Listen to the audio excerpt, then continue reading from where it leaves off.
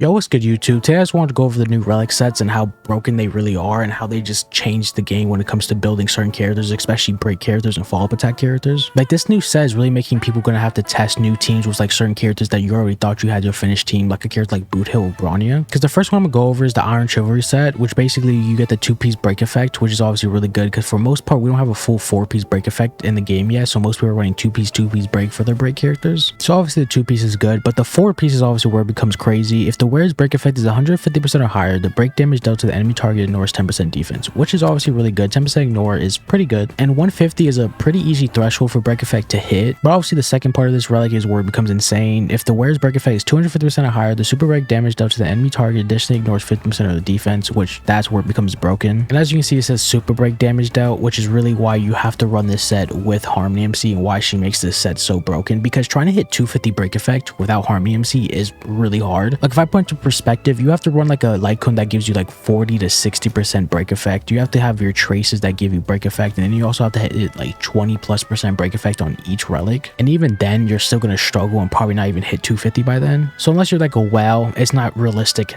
at all. And also the second part of that set that says ignore defense 15%, basically that's super break damage dealt, which is what Harmony MC does. She's the one that enables it. She's the one that introduced it into the game. Obviously, if you're running Firefly, then you don't need to run her Harmony MC, but you're going to run her either way because Harmony MC gives you over 100+% break effect at all times while you're on the field. So basically you just have to hit 150 threshold, and after you hit 150, the 250 is really easy to get in battle because you're playing obviously Harmony MC with every break character. Now the one character that this would probably be a really good set on, but we still have to test, is Boot Hill, because Boot Hill's best in slot is Bronya over Harmony MC, but this new set could easily enable Harmony MC over Bronya, but we just don't know yet. But this set is like the best in slot for break effect damage dealers, make main damage dealers. Of course, you're not gonna put on your Harmony MC because it's just not worth it over like your current Relic set, which is 4-piece Watchmaker. If for whatever reason you don't need the 4-piece Watchmaker set that basically gives you 30% break effect after you pop your ultimate, then sure, you can run on her. It just gives her basically more damage. That's really it though. But aside from that, you're always gonna run it on Firefly, Luca, Boot Hill, Zui, and Himiko, obviously the main damage dealers in the game for break. And this is a set that really is like set in stone. That's like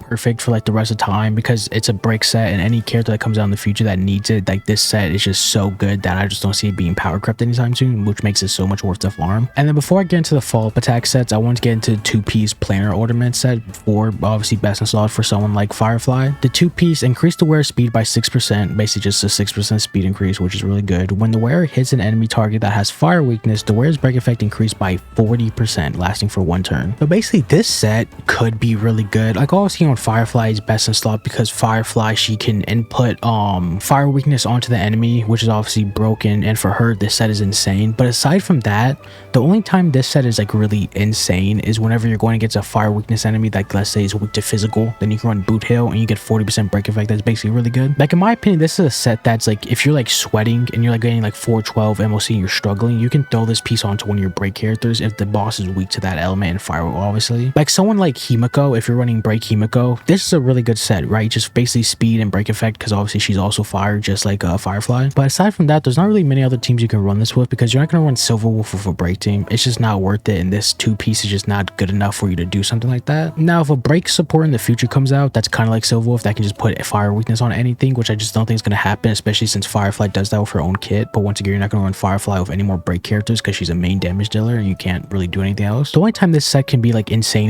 is if Firefly works as a dual DPS, kind of like Jingliu and Blade. If that's the case, if that works, this set could be insane for every break character, like I said before, Boot Hill, Himiko, Zui, and Luca, and even Harmony MC, to be honest. But for now, until we do more testing, it's a pretty niche set and it isn't really worth farming for the most part, once again, other than Firefly, of course. Now, the next set I want to go over, obviously, is the follow-up attack, the new follow-up attack set, obviously, even though we just got one for whatever reason, that obviously Jade's coming out, so I guess that's why. Okay, so I pulled up, obviously, the new set here, the Wind Soaring Valeris, but I also pulled up the Ash Blazing Grand Duke, which is the all other follow-up attack set that we just got recently. I just want to compare the two to see how good they really are, to show y'all side by side. So basically the Wind Soaring Solaris gives you 12% attack increase compared to obviously Ash's Blazing give you 20% damage just to your follow-up attacks. But the 4-piece increases your crit rate by 6%, kind of like Insert Salado, and then after the wearer uses a follow-up attack, increases the damage dealt by the ultimate by 36%. This set really isn't great, like at all, which kind of sucks because obviously you're gonna have to farm the other set for all your break characters, so you're kind of forced to farm this set, which I guess is fine. 2-piece attack is always good, but the 4-piece really isn't all that. Like 36% damage to your ultimate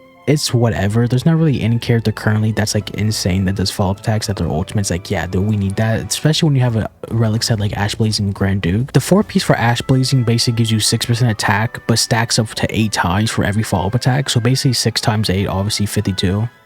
Wait, no, I'm a dumbass. 50% or 48%, somewhere around there. And that buff lasts for 3 turns. So basically, it's not hard to stack up to 8 times, basically. So basically, you get 20% follow-up attack damage and 50% attack, which is just insane compared to just 12% and 6% crit. It's just not good at all. Obviously, Jade is releasing. We don't know if this is her best in slot yet, obviously. If you look at leaks, maybe, obviously. But aside from Jade, maybe, this really isn't that insane on anybody else. And it's a pretty niche set. Maybe when a future character comes out, this will be good. But for now, it's not very good. But obviously, we're going to get a lot of pieces for this, so because we're going to be farming for Firefly and other bright characters, so it's going to be worth obviously building at some point, even if it's just for 2-piece attack on a character like Robin, of course. Obviously I have the new set, which once again I'm going to compare it to the 2-piece Insert Solado and put them next to each other for y'all. So Insert Solado increases the wearer's crit rate by 8%, which is good. When the wearer's current crit rate reaches 50% and higher, which you're going to get with basically every character that you build, the wearer's ultimate damage and follow-up attack damage is increased by 15%, which is just really good set. But the new set 2-piece Duran, when allies use follow-up attacks, the wearers gain 1 stack of merit, stacking up to 5 times. Each stack of merit increases the damage dealt by the wearer's follow-up attack by 5%. When there are 5 stacks, addition increases the wearer's crit damage by 25%. So obviously this set is only good on people that can get all the stacks really fast with their follow-up attacks. So basically you get a 25% damage increase to your follow-up attacks and 25% crit damage, which is really good if you're able to stack up the stacks really fast. But for now, this isn't a really good set,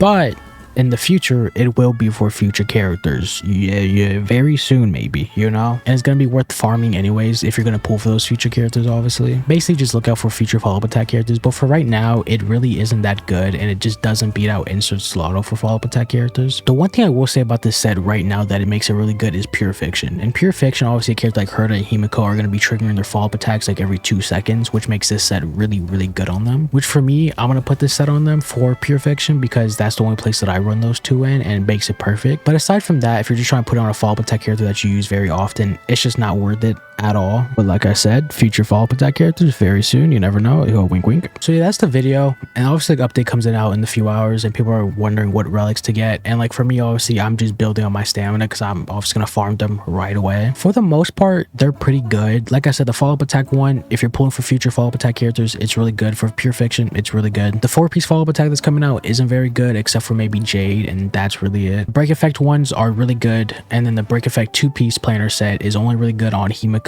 and Firefly, basically. So that's basically the overview for everything that happened in this video. It's fine.